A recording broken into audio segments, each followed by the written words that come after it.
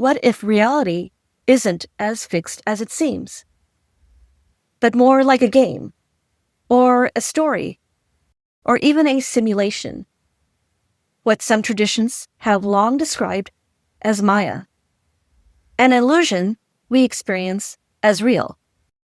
And what if the moments we call intuition aren't random at all, but clues?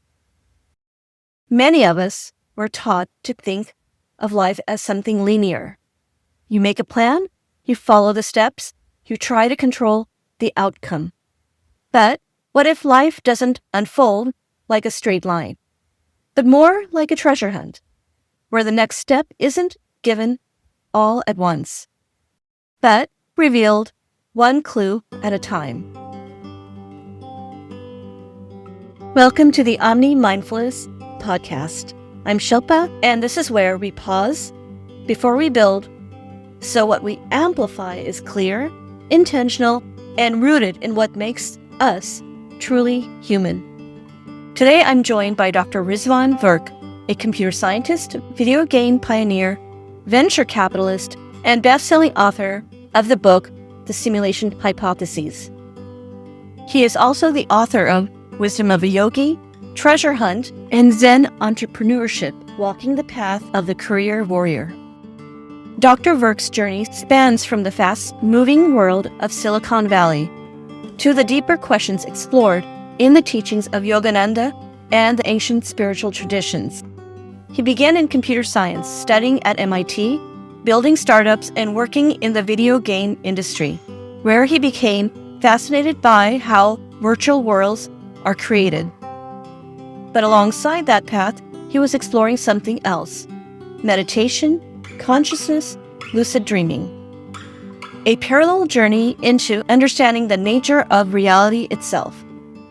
Over time, those two paths began to converge. What he discovered is that the same ideas showing up in modern technology, simulation, virtual worlds, artificial intelligence, may be pointing towards something much older.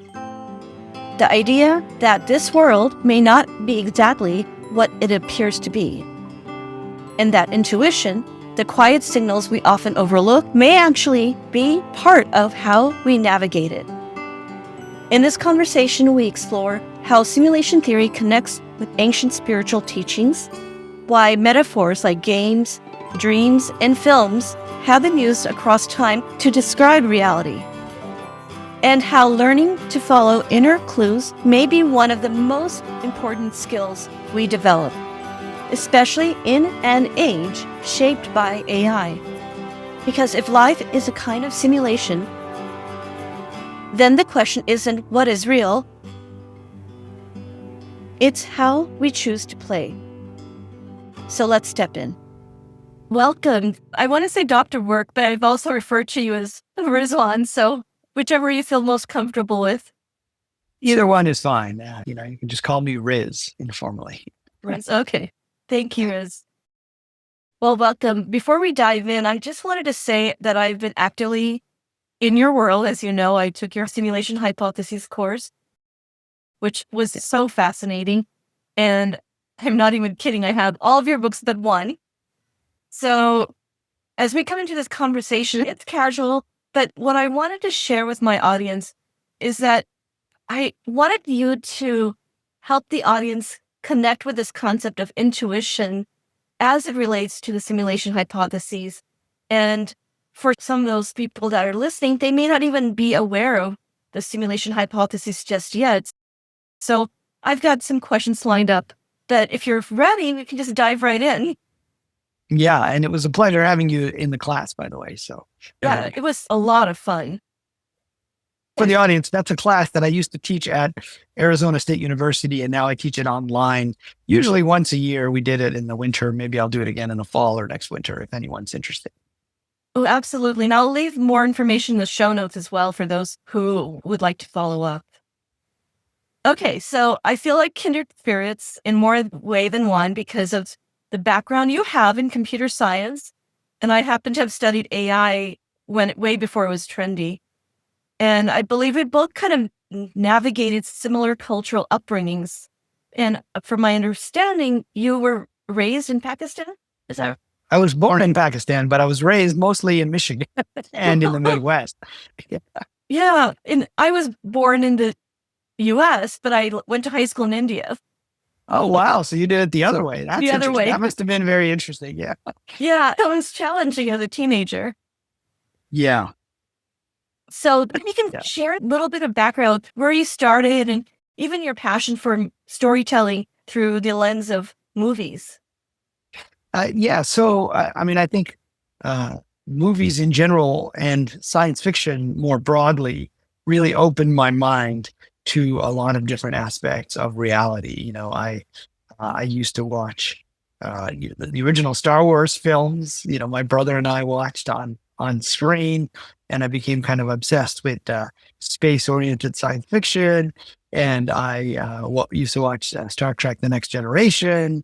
Of course, the original series was always on in replays when I was a kid, but when the new version came out, one of the things that I liked about Star Trek: The Next Generation is that it was also kind of a philosophy class, if you will, in that they got into, it wasn't just a, hey, people beat each other up type of science fiction. It was getting into some moral issues, some philosophical issues. And there was one episode in particular about the holodeck. So for people who don't know, the holodeck is a room that you can program to be any environment. So you could say, I want this to be a forest on, the planet Venus, or a desert, or I want it to be a street in the city of Paris in 1890 with little flickering lamps. And I want a bar with a bartender and, a woman in a red dress and a bunch of patrons.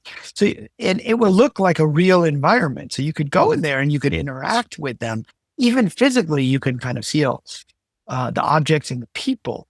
And so I remember thinking about that and thinking, wow, first of all, they programmed this, and it was odd because I was just learning computer programming at the time with the old, first I learned it on a TRS-80, and then we got a Commodore 64, and then we got an Apple II. And I was just, about to go to college to study computer science at MIT. And I was thinking, they're not really programming it. They're just talking to it. How's that possible? Well, that'll tie to the simulation hypothesis later, but you can see how the seeds were planted. And then there was one episode where they did a Sherlock Holmes adventure. And one of the characters in the holodeck, who was Professor Moriarty, who was, Sherlock Holmes' nemesis, and Data, the android Data, which there's a whole set of philosophical issues around AI, and is Data a person or not? But in this case, he was playing Sherlock Holmes, and they asked the computer to make Professor Moriarty extremely intelligent. And he figured out that some of the people inside this reality, this fake London, were actually from outside of the reality. And he actually was able to figure out that they were in a holodeck on the Starship Enterprise. So those are just a couple of examples of how science fiction got me really thinking about the nature of reality and where we would go with technology. So these kind of 2 or 3 different tracks together. So that's kind of an overview. I also studied science fiction academically. I went back to school. So my education is a little weird in that I did my bachelor's degree at MIT in computer science, and then I took 15 years off, and I was out doing startups and, building companies and building software products. And then I went and did my master's at Stanford. And then I did more startups and became a venture capitalist. And then I went back to academia 15 years later to get my PhD, which I just completed.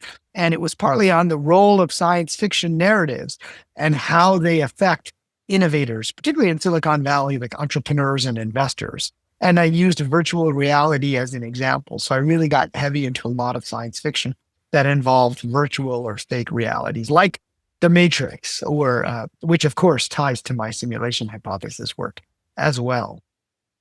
Yeah, I find it fascinating that you tie in all these concepts that I believe a lot of us growing up in that era were realizing that there's so much more that can happen in the future. Like, I know that you had talked about gaming as something that you were passionate about, and you worked in that industry, correct? And produced. Yeah, in fact, in my last decade in Silicon Valley, I started a video game company. We sold it. It was the number 1 game in the App Store back when the App Store was new and on the iPhone. And then we sold it to a big Japanese company. And then I became an investor and advisor to a bunch of different video game companies. And So that was kind of my industry for most of the 20 teens before I decided to leave Silicon Valley. And I ran a program at MIT for startups that were doing video game technology, virtual reality, augmented reality as well, as an advisor and mentor. And I'm still a partner in a video game VC fund that's located in Los Angeles. I see a lot of connections also in terms of what Yogananda talks about, because I remember in your class you talked about the projection of things on a screen, and that's akin to watching films, but also he was talking about it on a more deeper level. Yeah. So I think this is an important point in my work because people hear simulation hypothesis and they think it's just about video games. And it is about video games, actually, because we use video games as a metaphor for reality itself. And we use AI and virtual reality and augmented reality. But what happened over time is that these ancient spiritual ideas, such as Maya, that the world is an illusion, or Lila, that this is like the divine play, these types of concepts came from mystics from long ago. And, certainly in the Indian religions, but also all over the world. And they had to turn around and explain these ideas to the people at that time. So they had to use language, and they had to use stories, and they had to use metaphors. And so each time, the idea that the world was a game. In fact, you may have heard of this ancient Indian game, which today we call Chutes and Ladders, but it was actually, snakes and ladders. And turns out that was unofficially called the Leela, which literally meant game, and that the squares were meant to describe, kind of places in life and challenges and your karma along the way. And the dice, were simulating random events that took you to different parts of your karma. And then you hit something and you had to go back, and it's almost like you had to go back for another life and you had to keep playing. And the top row was all about reaching, enlightenment in a sense, and overcoming your karma to get to that top row. And so, when they use the term game, that's a metaphor. Same with the dream metaphor is such a powerful metaphor. I mean, Buddha literally means one who is awake, right? And Yogananda said, dying is like awakening from one dream into another dream. And Plato was trying to describe this idea that the world isn't real, and he came up with this metaphor of the cave. He said, we're all locked within a cave, and we're only seeing the shadows on the wall, and we think that's reality. If someone can break out, they can go outside. He called him a philosopher. They can see the sun, but then when they come back, what happens? If you read Plato's cave, no one believes the philosopher because they only know what they see inside the cave. And so there's a translation that has to happen. And my point is that over the years, many different technological metaphors have been used. I mean, if you look at any of the ancient scriptures, you see all kinds of technology being talked about. You see the book. A book is a piece of technology, right? You talk about things being written down. There are gates of heaven. There are chariots. There are oxen carts. There are all these terms that are used as a way to describe ideas like karma and Maya. And so when Yogananda came over, which was literally 100 years ago, he came over from India in 1920, and he had to explain to an American audience, which was primarily a Christian audience at that point in time, these ancient ideas. And if you read Autobiography of Yogi, even though he does use the Indian terms, they're usually in footnotes, or, he ended up translating into terms that would make sense to a contemporary American, which was a highly technological society. And so he came up with a new metaphor.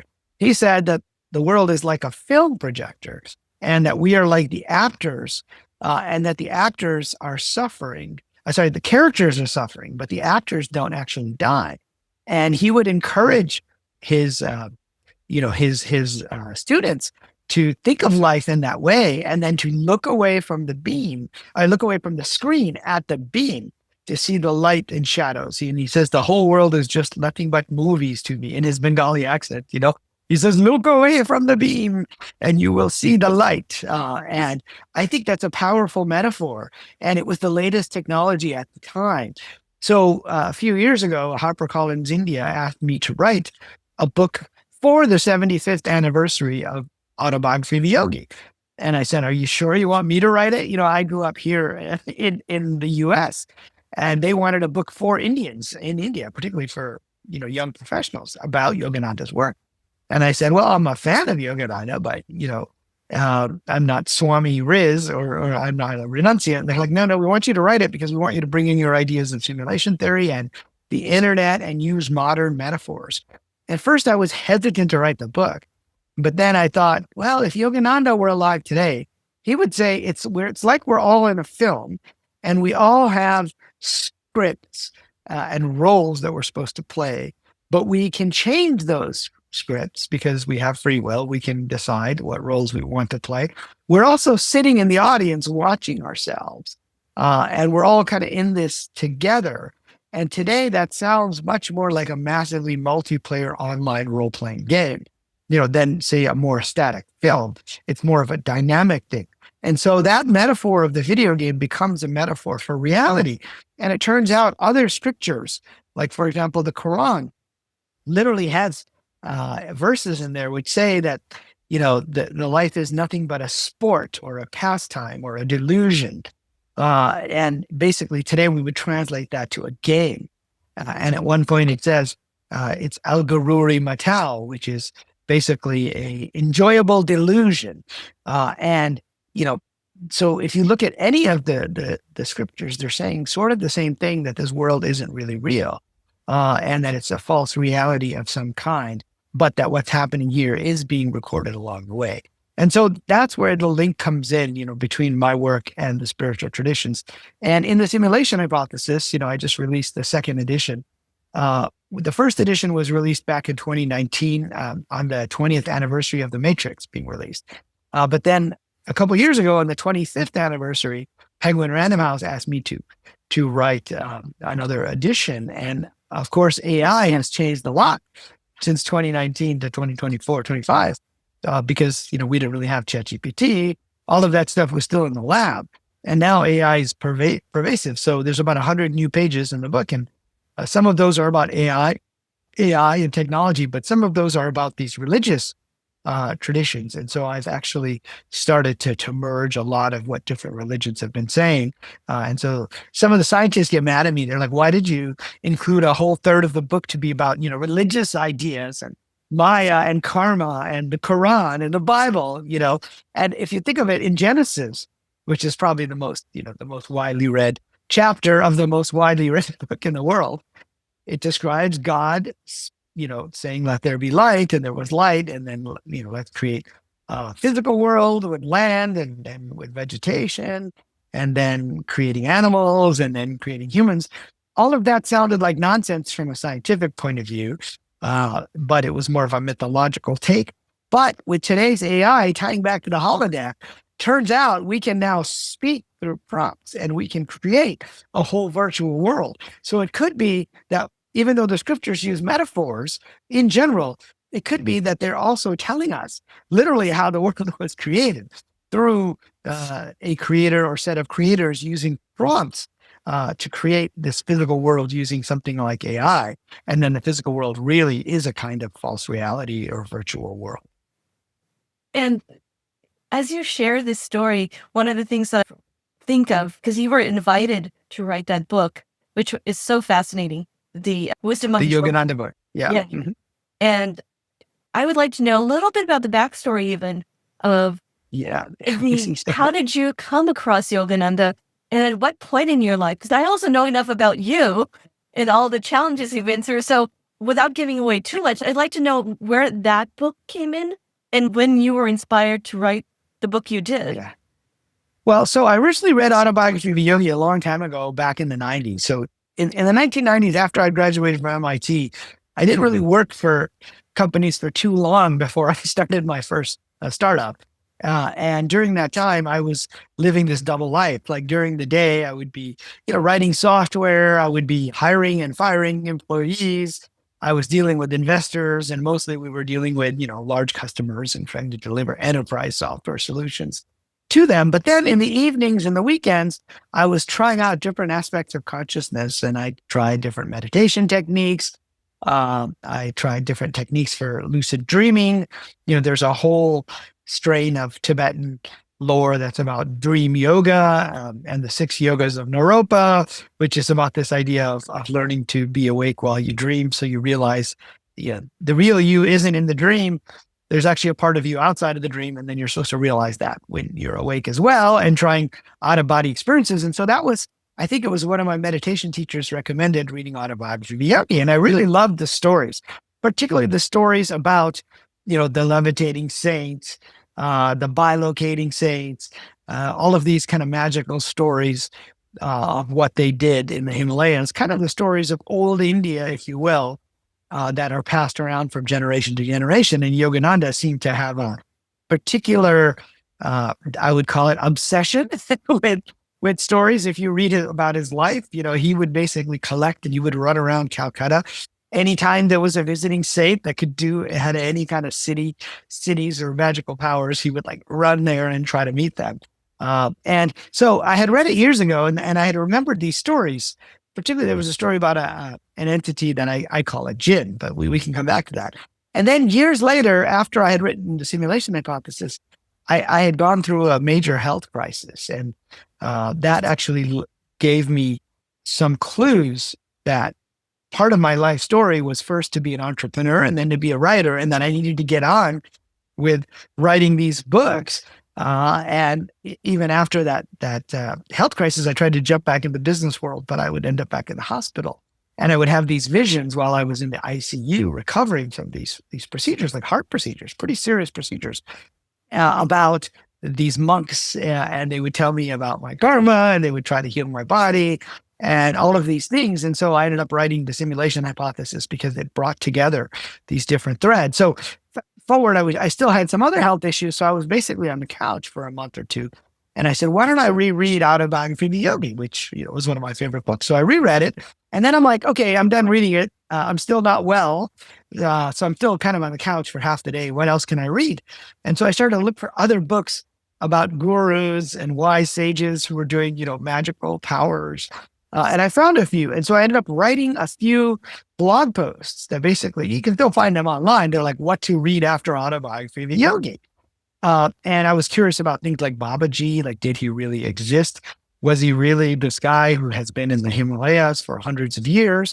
And I found another guy who actually, his guru, who he called Babaji, but it was actually, this guy called Maheshwarnath, who was a disciple of the same Babaji. In Autobiography of Yogi, Lahiri Mahashai, who kind of brought Kriya Yoga into modern India from Babaji in the mountains, talks about a disciple that took him to his initiation in the Himalayas, which is actually a really interesting story about the palace. We'll talk about that in a second if we have time. But supposedly this guy was the disciple of Babaji that took him. And so I found some independent confirmation around different threads. But so anyway, I wrote these articles. I got better. I started to be able to go out again, and I went back to get my PhD. And I wasn't planning to write a book about Yogananda, but I had written these articles, and it just through intuition. So just following your intuition is I think a key message that comes out, from Autobiography of the Yogi, that you can learn to follow your intuition, and if you quiet your mind, you can have that more clearly. And then out of the blue, I got this email from HarperCollins India saying, hey, we read some of your stories about Yogananda that you posted online. We'd like you to write this book because we want to do something special for the 75th anniversary, but we want you to focus on what have you learned from Autobiography of Yogi? What are some of the lessons that you learned? And so that's really what led me to write the book. Now, during the book, it's interesting. I started to feel a bit of a heavy responsibility. I'm like, well, this is such a famous book. It was Steve Jobs' favorite book. He gave out copies at his memorial service, and it was the only book on his iPad.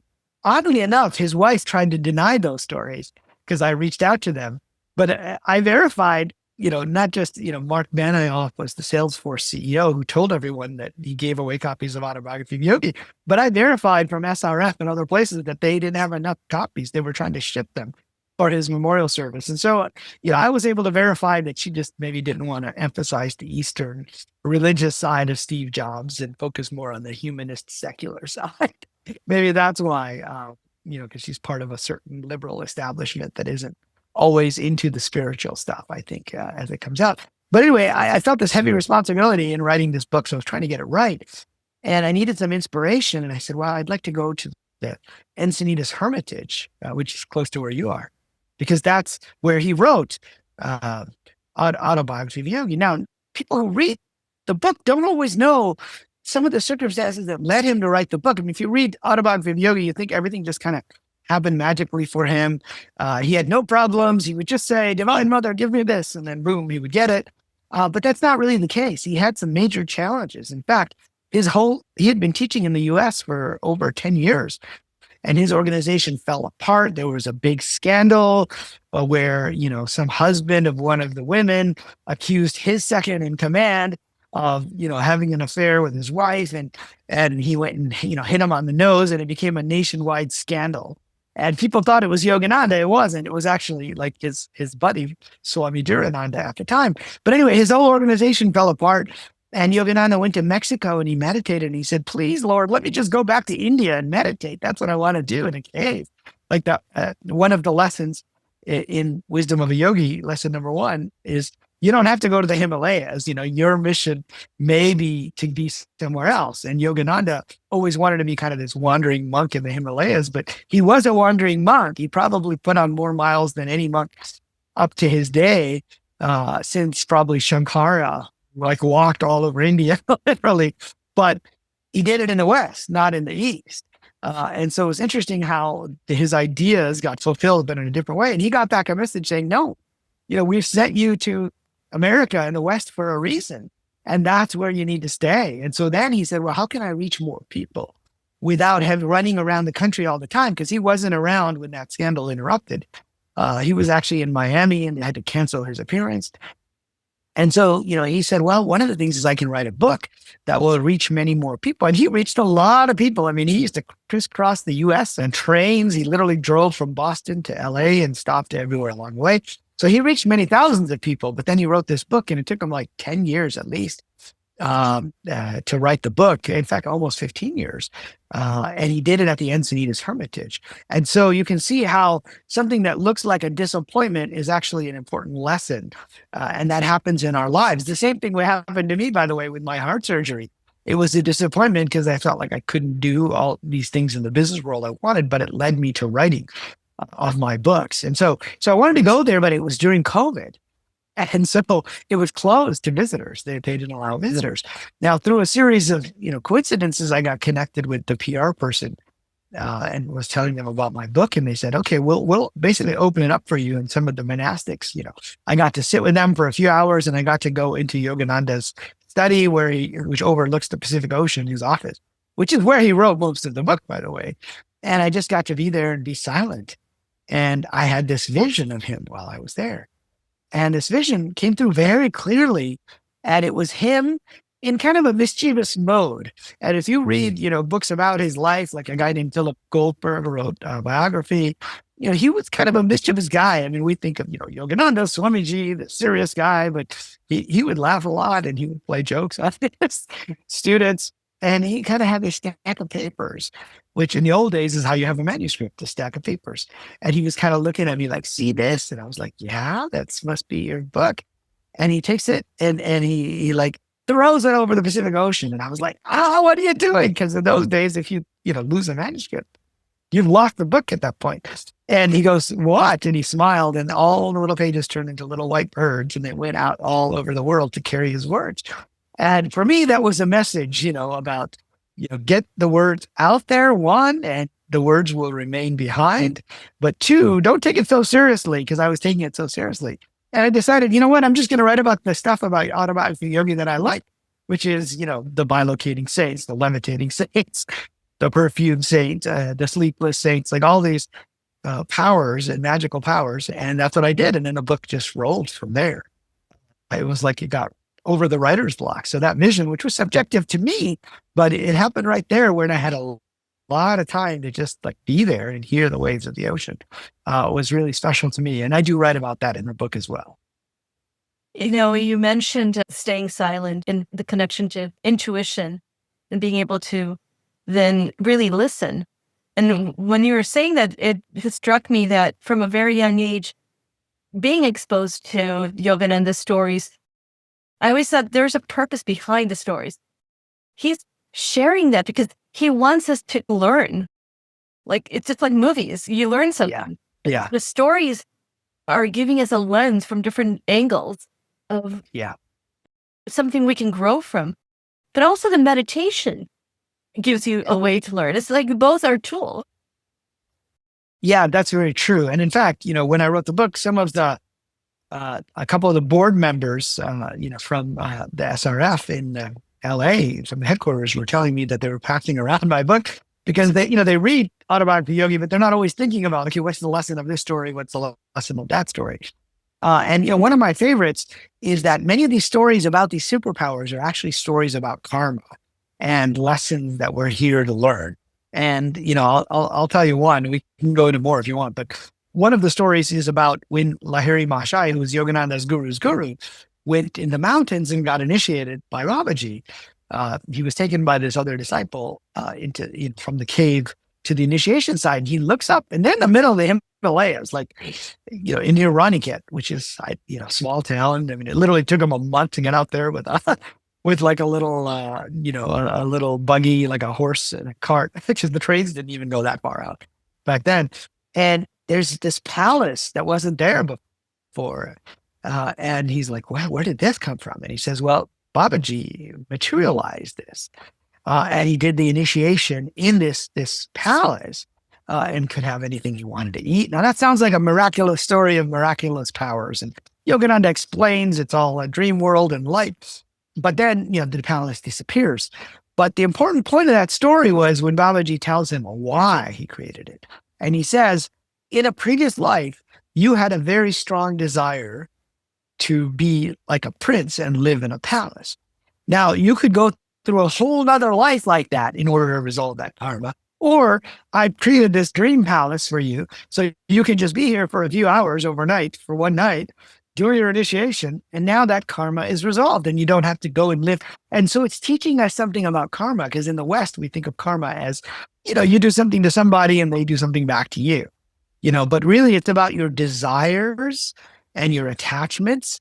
I like to say that karma gets registered in a database, as like quests in a video game, and that you can then choose those quests in your next life, and you can decide which of those. And over time, most of us are just adding to our database, right? We're not reducing it, right? But the Buddha's once said, that which is subject to arising is subject to cessation. And so it's like you can take out all these things that you've been putting there. And part of the way you get there is through meditation, but also by not, it's about strong feelings. And so I think he was trying to teach us something about karma in that story.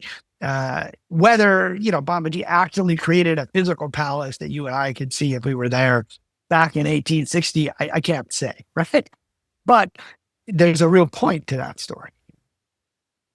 Often I catch myself thinking, am I having a certain desire, and am I going to cause this attachment to become something for which I have to come back and keep fulfilling?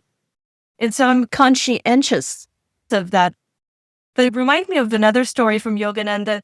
I may not articulate as effectively as you will, but it's where it was something about learning to fight with lions or tigers. Do you remember that story? Yes, the Tiger Swami. Yep. And remember how he had to catch himself well, I can do this. This will become the adventure. And then he's like, well, do I want to do this? Right. Well, so what happened was this guy had this goal when he was young. The Tiger Swami, I forget his actual name now. Sarang Swami, I think was his. But he would literally trained himself to fight tigers when he was young. And he became, this big guy of bodybuilding. And then one day he went to this particular Maharaja's kingdom, and they said, bring this guy to the palace. And the prince said, I have a tiger, Raja Begum, and if you can defeat him in the morning, then I will give you all these jewels and everything else. And he had been warned that at that point he was accruing a weird bit of karma and he should stop fighting tigers. A Swami told his father, who passed it on to him. Of course, he was young and healthy and, loved the fame that came with being this guy who fights the tigers.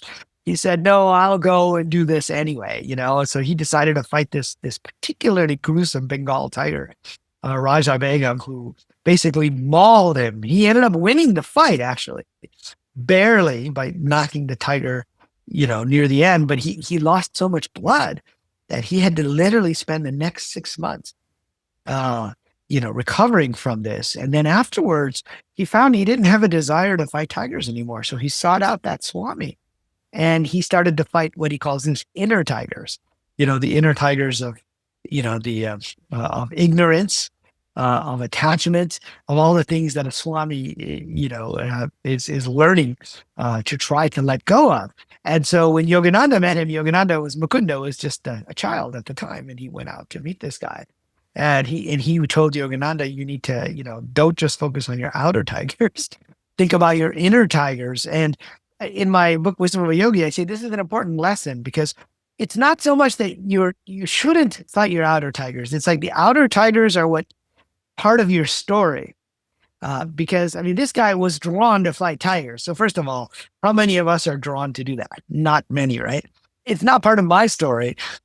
So you got to be a weird, unique individual. So my guess is that was part of his storyline, was to learn to fight tigers. But then he should have stopped, and he didn't. And he literally had to spend 6 months recovering. And I relate that to my own journey. Like the outer tigers, the things that I was drawn to was to be an entrepreneur in the world and go out and make money and build these software products and build these video games and have millions of users. And but then, it wasn't until I had to get literally heart surgery was like the biggest kind of cut you could make in your body because you have to like open it up. And it took me 6 to 9 months to recover from that. And I was thinking about this story at the time and realized I was being directed, that said, this is the second part of your story. You need to now work. You fought the external tigers. That was great. That was part of your story. But now you need to stop being attached to that. And now you need to turn your attention back to the inward stuff. And so I think that was one of the stories that most people, I interviewed a lot of people who had read the book or were part of SRF or part of Yogananda's other spin-off organization. And that was one of the stories they always remembered, was the story of the tiger Swami. But again, I think the story is a little bit about karma. What are you drawn to in the world? Those are your external tigers. But then at some point, can you also fulfill that karma and stop being drawn to it, stop creating more karma, and then move on to inner contemplation and other things. One of the things I remember about your story is that you, from a young age, you had articulated that you knew that you wanted to be an entrepreneur, but also you wanted to be a writer. And so yes, entrepreneur sounds like it was the outer tiger journey that needed to be fulfilled. But your intuition maybe told you the path, but then ultimately the inner work was also feasible through the writing of the book. A lot of inner contemplation probably occurred. Yeah, actually, you're right. I mean, for me, that was part of my inner work was writing. In fact, my first book that I ever wrote was called Zen Entrepreneurship. And it was about my days as an entrepreneur, and how I thought, I want to learn to meditate. Why? So I can be a better programmer. It'll help me in the world. And then I realized, wait a minute, all these challenges that are coming up, because it's hard to run a startup. I mean, you're like fighting fires all the time and you get stressed out, not just from the hard work, but from the unpredictability, things out of your control. And I realized, maybe these situations are being created in a way that I can learn something from them. So it's almost like the outer world was also conforming it to teach myself some inner lessons. But I didn't realize that until after, when I started to look back at things and started to do writing. But yeah, I mean, I had that intuition early on that I would be a software guy, an entrepreneur, and then a writer. And I thought I would do it, when I was really old. Like back then, I used to think old was 28 because I was still in high school. And actually, I did start writing my first book at 28, but it was just a hobby. It wasn't until I was 48 that I had the major experience that said, time to switch. It's like what I call a course correction. It's almost like we have a writer's room. Like in a TV show, they may know the arc of the characters throughout the whole, season, and they may know the next season, but it's not until the writer's room gets in and writes each individual episode that they decide, okay, what are we going to throw at the characters next? And it was sort of like I had a writer's room that was saying, okay, we need to shift in order to get to where we said we were going to get to. And of course, we're free to make our own choices, and that complicates things because we go through forgetfulness when we come into this incarnation. And I was invited to speak at an Islamic jurisprudence conference in the UK. And it was a bunch of scholars, like, literally religious study scholars, Islamic study scholars in particular, from London, Cairo. There was an Ayatollah there from Iran. I mean, one of the more liberal Ayatollahs. Ayatollah just means like a cardinal or a bishop. People always think it's the supreme leader. No, that's just the one. That's like a political office. I'm just talking about, just a kind of cardinal or bishop within that Shiite traditions. And I was like, why am I speaking to you guys? I'm talking about the simulation about. They said, no, we want you to talk about, the relationship between ensoulment and the simulation hypothesis. And I said, well, okay, I'm going to offer a different definition of ensoulment. It's when you plug in, you put on the virtual reality headset and you go through forgetfulness and you forget that what you were planning to do before because you get so immersed in the game itself. Or in the Matrix, in the film, they plug in through the back of the head, what we call a brain-computer interface. So you can go through either of those, but, metaphorically, this idea of forgetfulness has been described. Like the Greeks talk about Lethe, the river of forgetfulness, and you got to cross that. And the Chinese talk about Mengpo, the goddess of forgetfulness. And the Sufis talk about the 70,000 veils between us and God. And you say, well, what are those veils for? Like, why are they there? And the Arabic term for human being is insan. And I was like, that's interesting. What is insan? Insan means prisoner. And this, according to Sufis. And I said, well, what prisoner of what? And they say prisoner of Nisyan. And what does Nisyan mean? Nisyan means forgetfulness. So we're all like prisoners of forgetfulness, which parallels the idea of Maya in the Hindu and Buddhist traditions. That it is the power by which we forget. I mean, Vishnu says, my Maya is inscrutable. If you want to, learn about it, you can't. You have to experience it to really understand it. So anyway, that's, where all these links come together. And there's certainly so many links there. And also being the sci-fi techie that I've always been from a young age, when I saw Matrix and them being plugged in from the back, kind of remind me of, in SRF, we talk about the medulla oblongata. Oh, you're right. Yeah, that's a good point, actually. There's a word for it. Mouth of God. Basically, it's the connection to your soul. Right. Yeah, that is interesting. That's a good point. It would be in that same spot, right? Yeah, where the energy enters. That's a good point. And you can think of that as a metaphor. You can think of it more literally. It happens that way. And I always tell people when I talk about it means you put on a virtual reality headset or you plug in, doesn't mean that it's a physical, like a VR headset. What it is it's that process of forgetfulness that comes into play. And that's when the soul enters. And perhaps when we're dreaming, we're less connected. So we're doing what I like to call garbage collection in computer science. Garbage collection means you're cleaning up all the memory pieces and you're reorganizing memory. So you get rid of what you don't need and you're forming long-term memories, but then you're also free to have other stuff and explore other things during the dream states. Yeah, absolutely. Well, and when you talk about this connection between the stories and the metaphors, to me, often it feels like if we realize that all of it is metaphors, then it helps you understand maybe that the science and spirituality, or what some people think is esoteric, maybe it's all one. Just the one is a little more base. You can touch and feel it versus something that's a little more ethereal.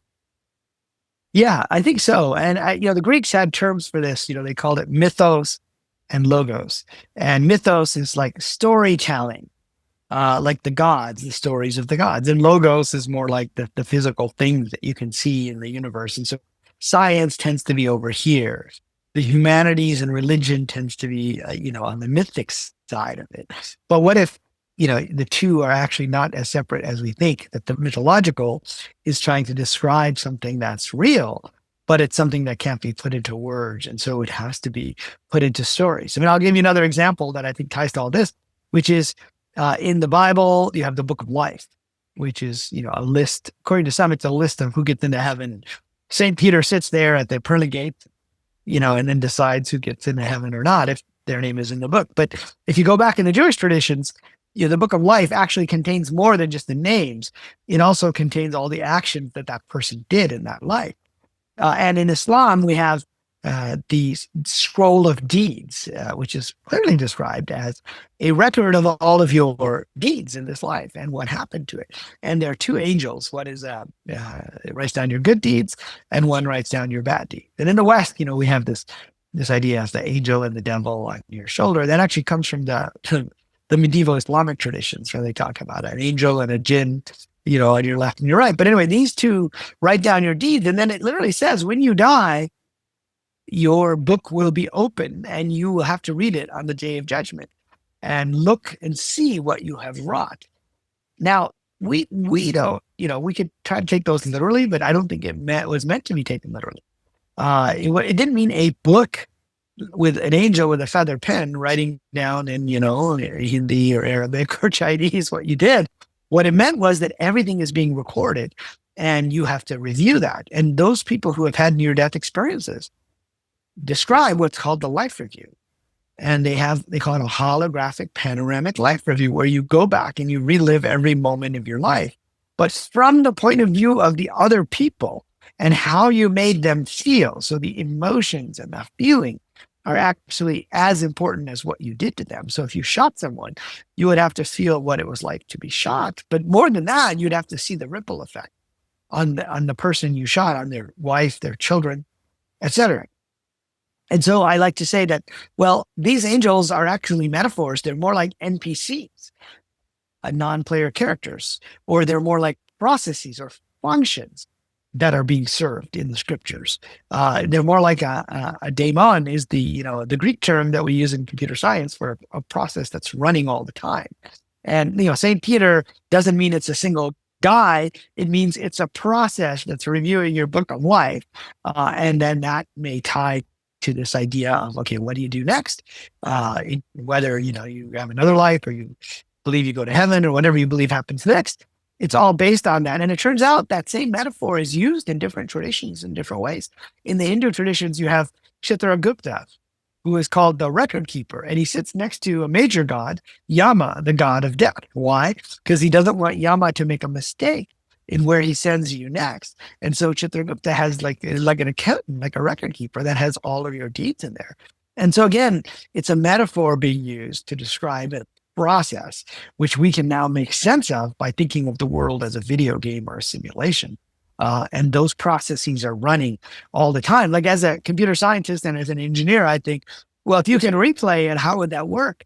You have to have recorded all of it in some way in order to replay it. And we can do that with video games. We can replay the entire 3D game session, and we can put it on YouTube. We can replay it on Twitch.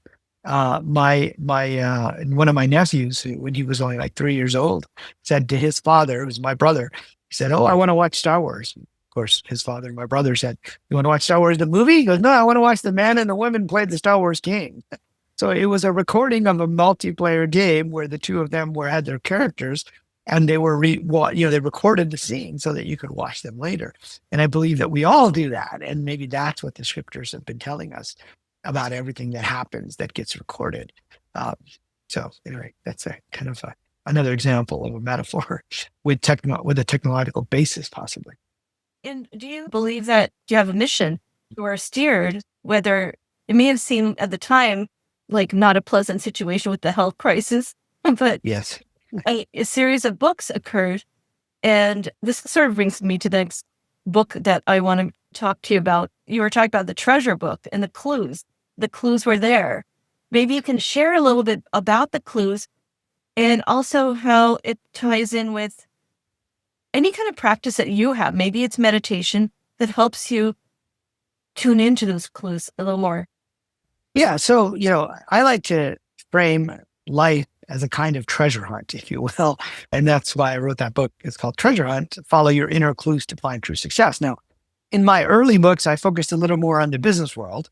So, I would use intuition a lot in business. And I started to call these clues. And if you think of an Indiana Jones film, it would be nice if at the very beginning of the film, and I just rewatched Raiders of the Lost Ark again, which is one of my favorite films of all time. They actually showed it on the big screen. And it's like, wow, I haven't seen it on the big screen in like decades. And wouldn't it be nice for Indy if right at the beginning you got the map and said, there you go, that's where the Ark of the Covenant is. But that's not how it works, right? He gets a clue and he follows that clue. And where does that lead him? To the next clue. And sometimes he realizes he misinterpreted a clue and he has to go back and then he has to go forward. And sometimes the clues come from other people and there are other players, including people that help him and people that he thinks they're helping him, but they're really not. They're actually steering us in the wrong direction. So you have this cast of colorful characters. And so if we think of life in that way, and we think of our storyline as kind of the mission, we're getting clues to that all along. And those come in the form of synchronicity, which Jung defined as an acausal connection, usually between an internal event and an external event. They come as just hunches about people, about things. Like I remember when I was a student at MIT and we had to do a business plan. We didn't have to, but we decided to enter the business plan competition. And there was a new technology called Lotus Notes that had just come out. And somehow I was intrigued by this, and nobody else was. No, students didn't care about enterprise software at the time, right? Students care about video games, or they care about, becoming a consultant, or they care about technology. But this was, kind of a group workflow thing. And later we ended up starting a company around Lotus Notes, which was my very first startup, which I talk about in Zen Entrepreneurship. Now, you could say, logically, you'd say, well, you noticed Lotus Notes and then you went to work for Lotus and then you started your company. That seems like a logical progression, but it was the funny feeling that I had when I first encountered it. And you could also say that one of the paths I was going to take was going to be to start a company around this technology. And therefore, it gave me that little weird feeling, as I call it, the clue or the tickle that, hey, something's up here. And so as you start to notice these clues, you can collect them. And it becomes a way for you to use your intuition to find your own path. Steve Jobs had a famous speech at Stanford where he said, somehow it's hard to connect the dots looking forward, but looking back, you can easily see how the dots connect. And he used to tell this story where, he quit all his classes when he was at Reed College one semester. And he decided he just didn't want to take any more classes. And he was walking around campus and he saw this poster for a calligraphy class. He goes, I'll do that. That sounds like fun. So he went and learned all about calligraphy and typefaces and what is a serif font and what's a non-serif font. Now, you would think that has nothing to do with his career as a software guy and as an entrepreneur. But turns out when they were building the Macintosh about 10, 15 years later, he insisted on having fonts with typefaces and serif and non-serif fonts. And that became the first really popular, graphical user interface, which of course was copied by Windows. But if you hadn't taken that class, it's like you get the intrigue of something that pulls you in, something intrigues you. And then that ties to something later on that you don't even know about and you hadn't even thought about. And I think that happens to us, that, we all have the experience of thinking of someone and then they call us. In my case, I would often have dreams of someone that I hadn't talked to in a while, and that usually had some significance. And so in Treasure Hunt, I talk about the rules of treasure hunting, one of which is it unusual? I mean, if you just have a dream about, somebody you dream about all the time, like your spouse or your kids, normally, you could say that's probably just another dream, or what the Tibetans call a karmic trace dream. But every now and then you have a dream of clarity, which is something gets through and there's a message. And usually if you dream about someone you haven't seen in a while and you haven't even thought about, it's different if maybe you saw a picture of them that day and you had a dream. Okay, you might be able to say that this relates to that, but then you dream of them and then they call you that morning or they send you an email that day and you realize that there's something getting through. And time and space are different. Like I tell the example, since we're talking about my first startup, I tell the example where one day I had a dream about this competitor of ours who I hadn't heard from or thought about in easily a year. I thought that's odd when I woke up. I'm like, why am I talking to this guy at a business conference? I haven't seen him. We don't even know what happened to his company. They used to compete with ours. And then I walked into my office and I get a call from IBM, which had acquired Lotus. And they said, oh, hey, we're releasing a new product today. We're announcing it. But we don't want you to be surprised when the announcement comes out later today because it competes with your product. And you're a good partner to us, so we wanted to tell you first. And I thought, oh, great. Okay, I'm glad you told me first, but if your product is going to crush our little company's product, then I'm not happy. But then I said, well, why haven't I heard about this? I mean, it's a big company, things leak. We easily know about products under development. He goes, oh, do you remember that competitor of yours called Edge Research? We bought them like a year and a half ago. And they've been working in secret on this product for the past year. And now we're announcing it today. So I had the dream in the morning about this particular guy, Mark from Edge Research. I walk in the office later that day, like just a couple hours later, and I get the call about Mark from Edge Research. And it's almost like the future was bleeding into the past. And so that's an example of a kind of clue. Now, for me, I couldn't do anything about it at that point. It was too late because the product was coming out. But for me, it was a different kind of clue. It was a clue that maybe time and space are different than we think, and that the past and the future are sending each other messages in ways that we can't understand. And so that got me to explore more of these consciousness ideas and ideas about reality in my second simulation book. So my first simulation book is about the idea that the physical world is actually virtual and based on information. So space is not what we think it is. It's actually all part of the illusory computer program, holograph-like reality. And then the second simulation book is called The Simulated Multiverse. And that's about the idea that time is not even what we think it is. Time inside the simulation is very different from time outside. And you can run different things forward to see what different futures might hold. That is fascinating and something I've been really sitting with for most of my life. It's good to know that clearly there are books that have been written about the subject. Now, one of the things I'd like to kind of dig deeper, you did use the metaphor of the Matrix quite a bit. And in it, I remember the concept of deja vu had come up. Yes, that's right. And Sorry, go ahead. Maybe give us your take on that. Yeah. And so that was interesting because I really, like that scene. And for those who don't remember, there was a scene where he sees a cat cross the door and he looks back and he sees the exact same cat. He's like, wait, deja vu. And they were all like, stop, that's important, right? We tend to not think of deja vu as being important, but it was coined as a glitch in the matrix. And it's interesting because when I wrote Treasure Hunt, I called these clues glitches in the matrix. So the feeling of deja vu means that it's important for us, but in some weird way, or it could mean that we've already experienced this in some way, meaning we've previewed it in our dreams or in a parallel reality. We've already run through this. And then later I came across the work of Philip K. Dick, who was one of my favorite science fiction writers. And he wrote the book behind the movie Blade Runner, Minority Report, Total Recall, The Man in the High Castle, which was a series recently.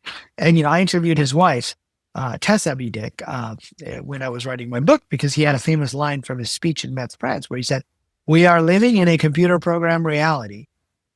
And the only clue we have to it is when some variable is changed. Some alteration occurs in our reality." And so his wife encouraged me to go back and watch the whole speech and to read it. And it turns out the whole speech wasn't just about living in a computerized reality. It was about this idea that you can change variables and rerun the reality. So the next line is, right after that line is, we would have the sense of reliving the same moment, of saying the same things. We would have a sense of deja vu. Such an impression, he said, is a clue that something has been changed or some variable has been changed. And now the reality is being rerun. And when I saw that, I'm like, wow, that's so interesting, because he kind of coined the term of being in the Matrix as well. He was an inspiration to the Wachowskis who made the Matrix. And here he is talking about these feelings of deja vu as clues that something has been changed. And that is exactly what, like in my book Treasure Hunt, I called them glitches in the Matrix and I called them clues. And I included deja vu, but also other hunches, other intuitions. And, like once I had a funny feeling about a building, and I was like, somehow I know I'm going to be in that building. And then later, when I was doing my game startup, we had an office in that building. And that was, when we were quite successful and we sold the company. And it's just one of those subtle things, right? And I like to think of it as possible future. Some people think it means the future is fixed. I don't necessarily think so. I think it's like multiple possible futures sending back information. And I talk a lot about quantum mechanics in my books. I mean, we probably don't have time to get into all the details today, but there's different interpretations. The Copenhagen interpretation, which is like the observer effect. You have all these probabilities and you collapse it down to one. There's the multiverse interpretation where, you're breaking up into multiple verses, like in the Marvel superhero movies, like with the three different Spider-Men. Then there's one called the transactional interpretation from a guy named Kramer. And what that is saying is that these futures exist and they're sending you back messages. So information from the future is coming to the past from multiple futures, and that you connect with those. And whichever one you observe is the one that you get drawn to. So maybe the funny feeling is drawing you towards, a particular possible future. And I've had many experiences like that, particularly around buildings and places I'm going to live in the future that I didn't even know about, were possibilities, at the time. Well, when you mentioned that Steve Jobs quote, it really resonated that you connect the dots looking back, because that's been true for my life as well. I actually was in a lunch line at Apple standing next to Steve Jobs because I was interning there. Oh, really? Oh, wow. When he had returned. And so the year he returned is the year I was there. The building that I was in was empty because the entire human factors team was laid off. So the whole department was empty, but I came in with my own scholarship money. So he let me stay. And I remember, wow, to me, it was just like a dream. Like I'm like, wow, yeah, that's Steve Jobs. And I didn't realize. Did you get to chat with him at all? Or? I was too intimidated, to be honest. And Apple was very big at that point too, right? Yeah, I was just happy that they let me finish. But the reason I'm mentioning this is that this connection that you make by looking back, but also the fact that there are so many concepts that I've learned from computer science that I feel like applies to life. Like when you are programming, you can have so many permutations of something created. So I almost think of it, our different life paths could be different permutations that are feasible. And I'm just curious if you've put any thought into this. So I practice Kriya Yoga. And often with Kriya Yoga, my interpretation is that this certain futures can be shifted or changed based on your practice. And I wonder if when you are in a state of lowering your entropy through meditation, you're able to then shift the outcomes of certain realities. Yeah, it's really interesting. So, I've certainly put some thought into this idea that we have certain possible futures. In fact, there's a diagram in my books that sort of says, if you think of each decision as branching off, and maybe you have several major paths that you could take, they may lead you to a similar place, but it's kind of been drawn out already, but you're free to make the choice along the way. And in fact, I think of manifestation as more like a navigation towards this path or that path. I mean, people often talk about, manifest this or manifest that, and you can manifest anything you want. And I say, well, yes, but, we may have a storyline. Sure, if I sit and visualize fighting tigers, maybe one day I could do it, but I'm not going to, because that's just not part of my storyline, or I'm going to be an NBA player. But, if I'm visualizing becoming an entrepreneur, because I was naturally drawn to computer programming, I was really good at it. I had no problem spending the 10,000 hours that you have to spend, according to, Malcolm Gladwell or these management guys, to become an expert at something. I was naturally drawn to it. But within that, there's lots of possibilities. And so I feel like when we meditate, we can let go of some of our patterns that are kind of pushing us into one way or another. In the yogic traditions, there's this idea of our thoughts. In fact, if you look at, so one of the things that I go over in Wisdom of a Yogi is the actual, what is the definition of yoga? And if you go back to Patanjali's Yoga Sutras, he says, yoga chitta vrittis naroda. And so what does that mean? It means yoga is the station of the vrittis. And you say, well, what are the vrittis? Vrittis are it literally means whirlpools of mental thought. And so I kind of retranslated a little bit, reinterpreted to say yoga is the stilling of the vortices of thought and feeling in the rivers of consciousness. And what they're telling us is, as we're thinking all these things, what happens is the vrittis harden into what are called samskaras, and they become part of our You could say it's our energy field or part of our karmic database. And then those turn into vasanas, which are like tendencies that we have across life. But if we can learn to quiet our mind, we're no longer on autopilot, right? We're not letting our fears and insecurities drive us. And one of the things I encourage people to do is look at patterns in their external life. Like the young woman who always ends up with a guy that's always a little abusive, or the guy always ends up with a woman that breaks up with him, or whatever the pattern. Or in a business, you can sometimes see each job follows a similar pattern. Like what happens to you, and those are probably part of your internal patterns. And you need to take a deep breath. You need to not be on autopilot. And when you do that, I think you're right. I think you can shift to different one of those possible timelines. And some of them are, drawing us because that's part of our storyline, but others is because it's part of our pattern that we need to let go. And then the challenge is to not be drawn into that drama and to be able to pull back out of it, I think, Yeah, there are karmic patterns, psychological patterns, and, the patterns of our thoughts, which now modern science is giving us evidence that you can change your neural pathways and rewire your brain. Right. And if we look at LLMs today, which produce, text, they've been trained on a certain corpus of data. And we have also been trained on a certain corpus of data in our current life. And sometimes we act like NPCs in that we're just regurgitating what we've been taught. And I think that's because we're forgetting the soul. We're forgetting the broader picture. We just, whether it's our religion, our political party, our nation, our race, we're just echoing the things that our tribe or our family has told us, or along the way, or the news has told us. So I believe we all go into NPC mode sometimes, where we're just operating automatically off of the programs that are in us. But I think there's a part of us that's bigger than that, and that we can, as we remember that, we don't have to be in auto mode all the time. We can get in touch with what one of my mentors called the wishes of the soul. Which may be different than what we've been conditioned to, from our peers. Like when I had my heart surgery, I was still, thinking in Silicon Valley terms. I sold a company. Now I became sort of an investor. I'm going to raise a big venture capital fund, but I was still engaged in kind of this deep think of what's next. And you see it with people in Hollywood or people in the finance industry.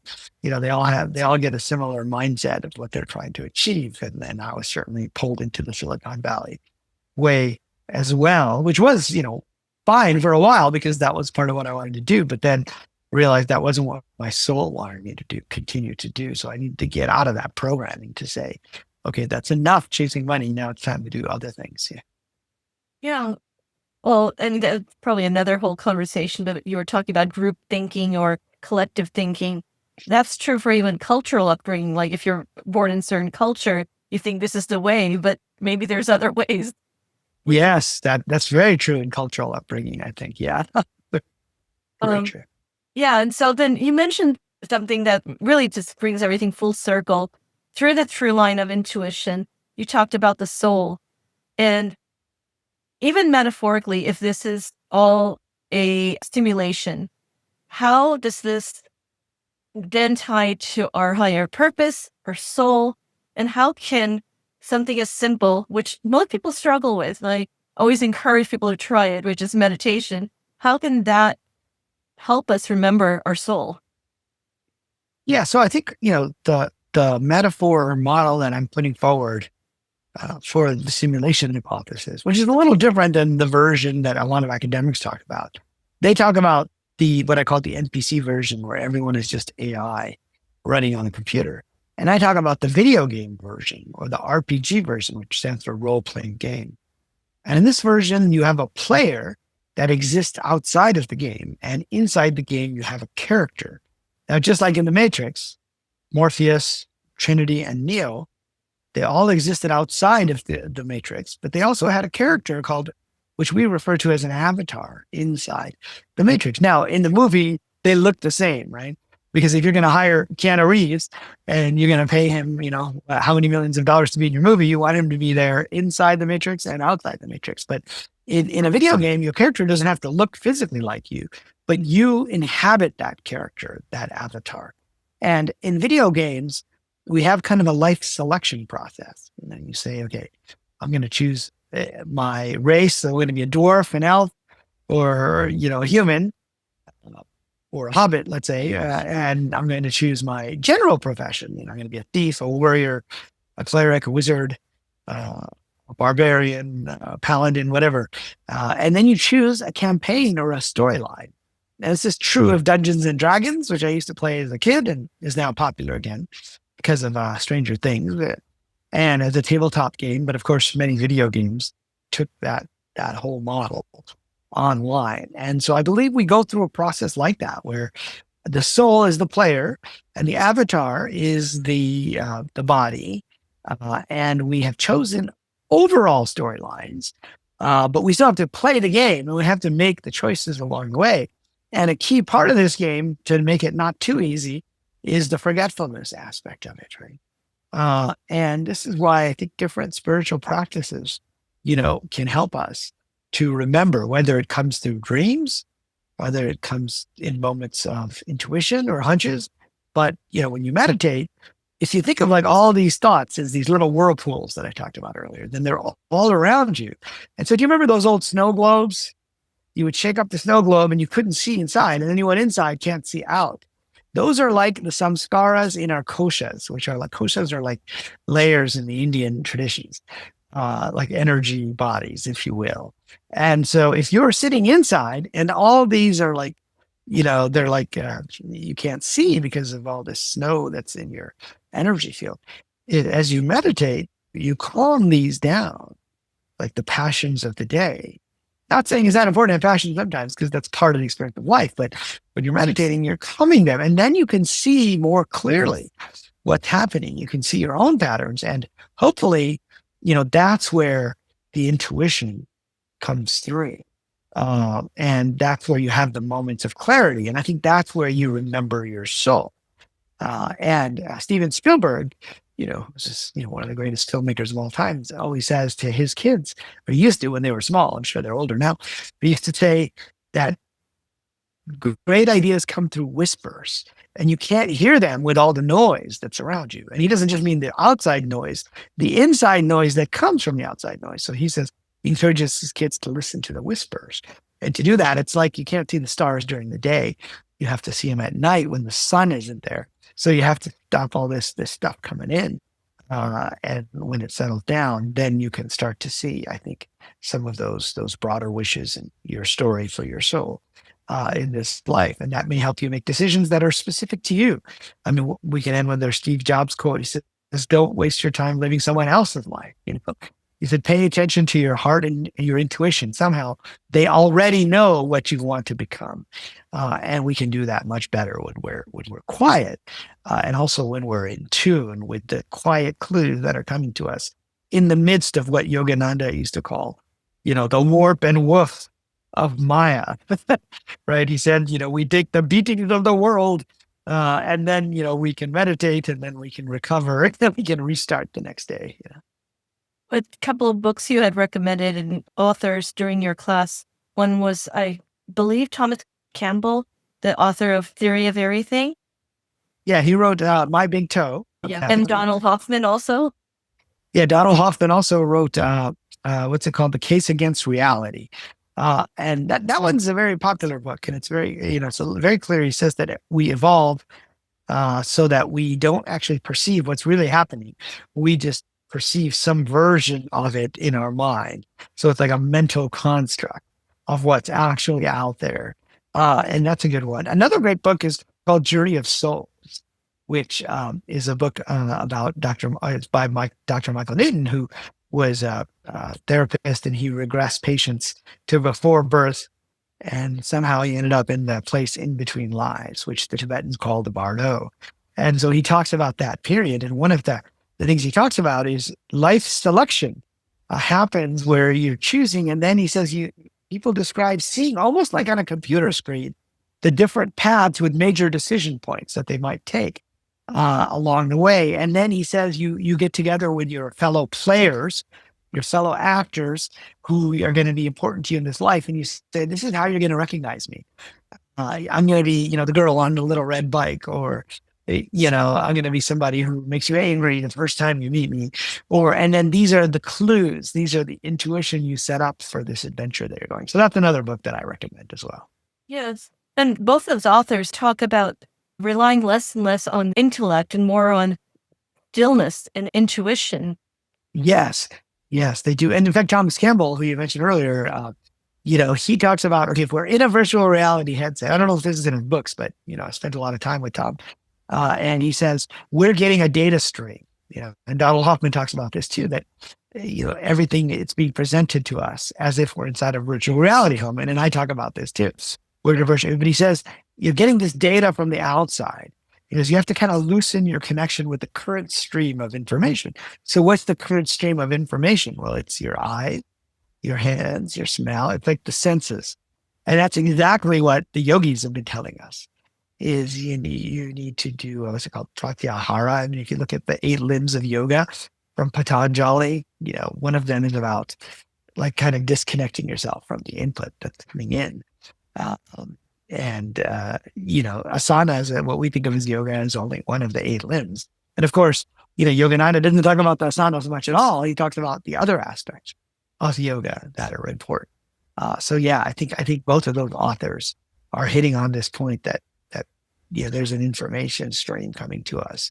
But I think the yogis would tell us we need to like slow down the processing of that input, or not pay so much attention to it. And then we can remember what else is going on. Yeah. Thomas Campbell talks about it in terms of lowering your entropy so that you can respond versus react. Right. That's a good point. So he uses the term entropy a lot. And so entropy usually means disorder, right? But there's also information entropy is an idea that comes from Claude Shannon, who was the founder of information theory. And he said information entropy is when there's a lot of noise or differences. The amount of entropy grows. And when there's less of that, there's less entropy. So like, for example, if you have a string of zeros or a string of ones in a row, that's less entropy than if it's 0, 1, 1, 1, 1, 0, 1, 1, 1 randomly. And so the more randomness you have, the more entropy you have in the information. And so you can kind of, try to measure the entropy of information. So I know Thomas Campbell uses that terminology a lot. Yeah, and everything is information. Ultimately, perhaps tuning into that information through meditation and intuition helps. Yeah, definitely. No, I think so. And because then you can start to recognize, the patterns of things. And, yeah. Well, this was absolutely a wonderful conversation. I could probably easily go deeper into any aspect of it, but I really appreciate your time. Is there anything else you'd like to leave the audience with? Well, there's an old rule in the video game industry that was coined by Nolan Bushnell. He was the founder of Atari, and those are the games that I played when I was a kid. And he said, make the game easy to play, but difficult to master. He said, because if it's too difficult, then you're not going to want to play. You'll check out. If it's too easy, you're just going to win right away, and then you're not going to keep playing. And so, I think that's a great metaphor for life. It's easy to play. We're here, but it's difficult to master. So when we have challenges, remember that is what makes the film or the video game interesting. Is without those challenges, the game might get boring. And so if we keep that in mind, it lets us reframe the challenges that we have in our lives, whether it's relationship challenges, health challenges, or other challenges. And now the ultimate question I think Yogananda would beg is, so what is the ultimate end game in all of this? Yeah, I think, in the model of the video game, right, you're there to have certain experiences each time you play the game. But eventually, it's to realize that it's all a game. And once you've done it enough times, perhaps you don't have to play it anymore. And now we're into big questions, right? Yes. I'll leave that to mystics like Yogananda. Thank you so much. I really appreciate your time and energy, and I look forward to continue going deeper in your books. Thanks so much for having me on. Great to see you again. Of course. Thank you.